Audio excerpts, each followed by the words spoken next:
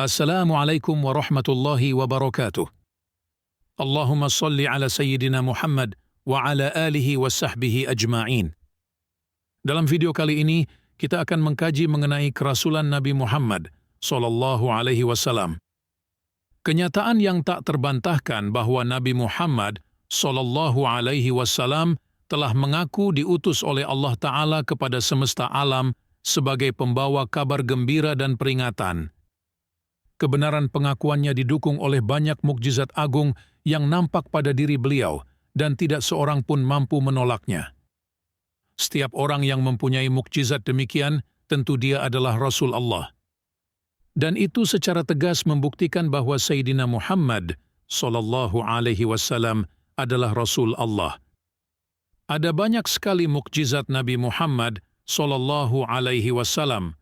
Di antaranya, beliau memberitahukan hal-hal gaib yang akan terjadi di masa depan, seperti di dalam firman Allah Ta'ala, telah dikalahkan bangsa Romawi di negeri yang terdekat, dan mereka sesudah dikalahkan itu akan menang. Quran Surah Ar-Rum. Apa yang dikhabarkan itu benar-benar terjadi. Kerajaan Romawi mengalahkan kerajaan Persia setelah Romawi pernah dikalahkan oleh Persia. Atau seperti di dalam firman Allah Ta'ala, sesungguhnya yang mewajibkan atasmu melaksanakan hukum-hukum. Al-Quran benar-benar akan mengembalikan kamu ke tempat kembali. Quran Surah Al-Qasas, yakni ke Mekkah. Dan ternyata di kemudian hari memang Allah mengembalikan Nabi Muhammad SAW ke kota Mekkah. Rasulullah SAW juga mengabarkan sesuai firman Allah Ta'ala, katakanlah kepada orang-orang Badui yang tertinggal, kamu akan diajak untuk memerangi kaum yang mempunyai kekuatan yang besar. Kamu akan memerangi mereka atau mereka menyerah masuk Islam. Maka jika kamu patuhi ajakan itu, niscaya Allah akan memberikan kepadamu pahala yang baik, dan jika kamu berpaling sebagaimana kamu telah berpaling sebelumnya, niscaya Dia akan mengazab kamu dengan azab yang pedih. Quran Surah Al-Fath. Apa yang dikabarkannya itu benar-benar terjadi. Yang dimaksud dengan kaum yang mempunyai kekuatan besar di dalam ayat ini adalah Bani Hanifah. Abu Bakar telah mengajak kaum muslimin untuk memerangi mereka. Contoh lainnya adalah penyampaian kabar yang diungkapkan oleh Rasulullah SAW tentang kekhalifahan. Rasulullah SAW bersabda, kekhalifahan setelah aku selama 30 tahun. Hadis ini diriwayatkan oleh Al-Imam Ahmad di dalam musnadnya. Di kemudian hari sepeninggal Rasulullah SAW, kekhalifahan Khulafa Ar-Rasyidin memang berlangsung selama 30 tahun. Rasulullah SAW bersabda, ikutilah dua orang sesudah aku, Abu Bakar dan Umar. Diriwayatkan Al-Imam Ahmad di dalam musnadnya, juga diriwayatkan oleh At-Tirmidzi dan yang lainnya. Wanbab adalah berita dari Rasulullah SAW bahwa Abu Bakar dan Umar radhiyallahu anhu masih akan hidup setelah beliau wafat. Dan nyatanya memang Abu Bakar dan Umar masih hidup saat Rasulullah SAW wafat. Apa yang dikabarkan oleh Rasulullah SAW nyata terjadi. Rasulullah SAW bersabda kepada Umar radhiyallahu anhu, nanti yang akan membunuhmu adalah golongan penentang. Hadis ini diriwayatkan oleh Al-Imam Al-Bukhari di dalam Syahihnya dan diriwayatkan pula oleh yang lainnya. Yang dimaksud sebagai golongan penentang adalah yang menyalahi kebenaran, meski mereka bukan merupakan pendosa. Rasulullah SAW bersabda kepada Al-Abbas radhiyallahu anhu, saat para sahabat menawan Al-Abbas sebelum dia masuk Islam, tebuslah dirimu, engkau mempunyai harta yang banyak. Al-Abbas berkata, aku tidak mempunyai harta. Rasulullah SAW bersabda, lalu di mana hartamu yang kau titipkan pada Ummu Al-Fadl, saat tidak ada orang selain kalian berdua dan engkau berpesan kepadanya, apabila aku mendapat musibah dalam perjalananku, maka sebagian dari harta itu untuk Al-Fadl dan sebagian lagi untuk Abdullah. Al-Abbas berkata, Demi Dia yang telah mengutusmu dengan kebenaran, tidak ada yang mengetahui hal itu selain aku sendiri. Engkau sungguh Rasulullah. Kemudian akhirnya Al-Abbas masuk Islam. Mukjizat Rasulullah Shallallahu Alaihi Wasallam yang lainnya adalah terbelahnya bulan di Mekkah ketika kaum Quraisy meminta beliau menunjukkan tanda kenabiannya. Bulan itu terbelah menjadi dua. Yang sebelah berada di atas gunung dan yang sebelah lagi di lereng gunung. Kejadian ini disaksikan tidak hanya oleh kaum Quraisy, tetapi oleh semua penduduk bumi. Tentang ini Allah Ta'ala berfirman, telah dekat hari kiamat dan bulan terbelah. Quran Surah Al-Qamar. Dalam sebuah riwayat dari Anas disebutkan bahwa suatu hari penduduk Mekkah meminta Rasulullah Shallallahu Alaihi Wasallam memperlihatkan tanda kenabiannya.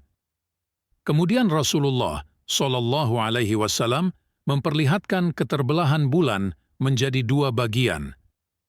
Hadis ini dikeluarkan oleh Al-Bukhari dan Muslim. Kita mesti percaya dan yakin bahwa peristiwa itu benar-benar terjadi, karena kesaksian Al-Quran Agung tentang kejadiannya. Kesaksian itu merupakan dalil yang paling kuat yang menegaskan terjadinya peristiwa tersebut. Orang beriman tidak akan meragukan kemungkinan terjadinya peristiwa tersebut setelah dikabarkan oleh orang yang paling jujur dan terpercaya. Sebab bulan adalah makhluk Allah, Dia kuasa memperlakukannya sesuka Dia, sebagaimana Dia juga kuasa untuk menghilangkannya di akhir zaman. Tidak ada yang akan mengingkari kenyataan ini selain si pelaku bid'ah yang sesat dan menyesatkan yang menyalahi agama yang lurus. Allah membutakan hati mereka sehingga mereka mengingkari kebenaran Al-Quran Agung dan hadis Nabi Sallallahu Alaihi Wasallam. Mukjizat Rasulullah Sallallahu Alaihi Wasallam yang lainnya antara lain memancarnya air dari sela-sela jemari beliau dan memperbanyak air yang sedikit dengan berkahnya.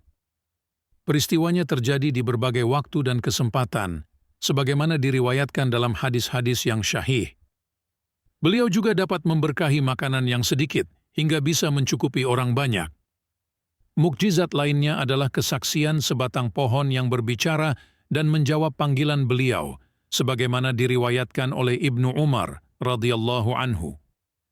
Suatu ketika di dalam sebuah perjalanan, Rasulullah Shallallahu Alaihi Wasallam bertemu dengan seorang Arab Badui, lalu beliau mengajaknya masuk Islam. Orang Arab Badui itu bertanya, "Siapa saksi yang bisa membuktikan kebenaran ucapanmu?" Rasulullah menjawab, "Pohon itu." Kemudian beliau memanggil pohon tersebut. Pohon yang dipanggil itu bergerak membelah tanah menghampiri beliau sampai berada di hadapannya. Lalu pohon itu berucap sebanyak 3 kali, "Aku bersaksi tidak ada Tuhan selain Allah, dan aku bersaksi bahwa engkau sungguh Rasul Allah." Setelah itu pohon tersebut kembali ke tempatnya semula. Mukjizat lainnya adalah rintihan batang pohon kurma. Rasulullah Shallallahu Alaihi Wasallam biasa bersandar pada batang kurma saat berkhutbah. Namun setelah dibuatkan mimbar, beliau berkhutbah di atas mimbar. Tiba-tiba batang pohon kurma itu menangis. Orang-orang mendengar tangisannya hingga mereka pun ikut menangis. Tangisannya baru berhenti ketika beliau datang lalu mengelusnya seperti seorang ibu mengelus-elus anaknya yang menangis. Hadis tentang peristiwa ini diriwayatkan oleh Al-Imam Al-Bukhari dan Muslim serta yang lainnya dari 10 orang pembesar sahabat. Mukjizat lainnya adalah tasbih kerikil dan ucapan benda-benda. Di dalam satu riwayat disebutkan dari Ali ibnu Abi Thalib, "Kami tengah bersama Rasulullah Shallallahu Alaihi Wasallam di Mekkah. Lalu saat itu kami pergi menuju suatu tempat di pinggiran Mekkah. Setiap kali menjumpai pohon atau bukit, pohon dan bukit itu selalu mengucapkan, 'Salam bagimu, wahai Rasulullah.' Pada kali yang lain, ada seekor unta datang mengadu kepada Rasulullah Shallallahu Alaihi Wasallam. Unta itu mengatakan bahwa pemiliknya telah mempekerjakannya dalam waktu yang lama, tanpa istirahat. Tetapi setelah unta itu tua, si pemilik hendak menyembelihnya. Unta itu minta perlindungan kepada Rasulullah Shallallahu Alaihi Wasallam dan beliau menolongnya. Hadis tentang peristiwa ini diriwayatkan oleh banyak sahabat. Mukjizat lainnya adalah ucapan daging kambing yang disuguhkan kepada Rasulullah Shallallahu Alaihi Wasallam yang ternyata dibubuhi racun. Peristiwa itu terjadi saat seorang perempuan Yahudi di Khaybar memasakkan daging kambing dan menyuguhkannya kepada beliau. Pada saat Haji Wada, Rasulullah Shallallahu Alaihi Wasallam sempat menemui seorang anak yang saat itu baru dilahirkan. Rasulullah Shallallahu Alaihi Wasallam bertanya kepada anak yang baru lahir itu, "Siapa aku?" Si anak menjawab, "Rasulullah." Kemudian Rasulullah Shallallahu Alaihi Wasallam berkata, "Engkau benar. Semoga Allah memberkahimu." Anak kecil itu kemudian diberi nama Mubarak al-Yamamah. Selain yang telah disebutkan di atas, masih banyak mukjizat Rasulullah Shallallahu Alaihi Wasallam lainnya yang tidak bisa kami tuliskan di sini. Riwayat yang kami tuliskan tentang mukjizat-mukjizat itu, juga yang tidak kami tuliskan di sini, dapat dilihat di dalam kitab-kitab para hafidz. Seperti kitab Dalail An-Nubuwah karya Al-Imam Al-Baihaqi, Mu'jam Abu Naim, Mu'jam Al-Tabrani, Al-Kutub As-Sittah, dan di dalam berbagai musnad, seperti Musnad Al-Imam Ahmad. Mukjizat Rasulullah Shallallahu Alaihi Wasallam yang paling agung adalah Al-Quran Al-Karim. Rasulullah Shallallahu Alaihi Wasallam pernah menantang orang Arab untuk menandingi satu surah saja dari Al-Quran, surah yang terpendek. Dan ternyata mereka semua tidak ada yang sanggup. Allah Ta'ala berfirman, "Dan jika kamu tetap dalam keraguan tentang Al-Quran yang kami wahyukan kepada hamba kami, Muhammad, buatlah satu surat saja yang semisal Al-Quran itu, dan ajaklah penolong-penolongmu selain Allah jika kamu orang-orang yang benar. Maka jika kamu tidak dapat membuatnya, dan pasti kamu tidak akan dapat membuatnya, peliharalah dirimu dari neraka yang bahan bakarnya manusia dan batu, yang disediakan bagi orang-orang kafir." Quran Surah Al-Baqarah. Seandainya mereka mampu, tentu mereka akan melakukannya. Saat Rasulullah Shallallahu Alaihi Wasallam menantang mereka, nyata bahwa mereka tidak mampu, bahkan untuk membuat satu saja surah pendek. Padahal di kalangan orang-orang Arab yang memusuhi Rasulullah Shallallahu Alaihi Wasallam, itu ada banyak sekali ahli bahasa, dan mereka amat fasih. Dengan demikian, tampak nyata bahwa Al-Quran merupakan mukjizat yang paling agung.